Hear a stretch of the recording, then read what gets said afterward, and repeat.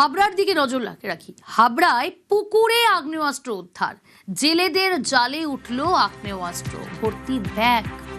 হাবড়ার কুমড়া গ্রাম পঞ্চায়েত, সেই গ্রাম পঞ্চায়েতের ঘটনা। পুকুর থেকে আগ্নেয়াস্ত্র উদ্ধার, 4টি বন্দুক, একাধিক গুলি। আশেপাশের পুকুরেও তল্লাশি চালায় পুলিশ আধিকারিকরা।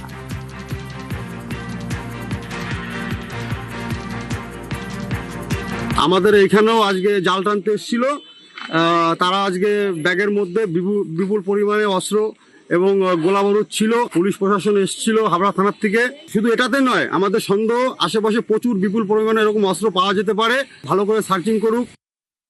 জাল করছিলাম পুকুরে, এবার জাল করতে করতে শেষে ওরা বলছে কি জালের মধ্যে যেন কি একটা উঠেছে, 2টো ব্যাগ। তবে ওরা ব্যাগের চেন খুলে দেখে ওর মধ্যে পিস্তল আছে, 4খানা পিস্তল, গুলি, এসব বিভিন্ন ধরনের গুলি। প্রশাসনের লোক থানার থেকে এসে তারা সব কালেক্ট করে নিয়ে চলে গেল।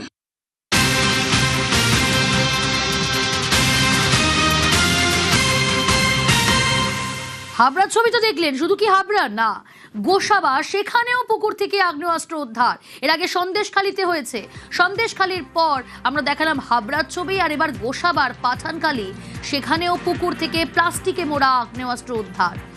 আশেপাশের পুকুরেও তল্লাশি পড়েছে।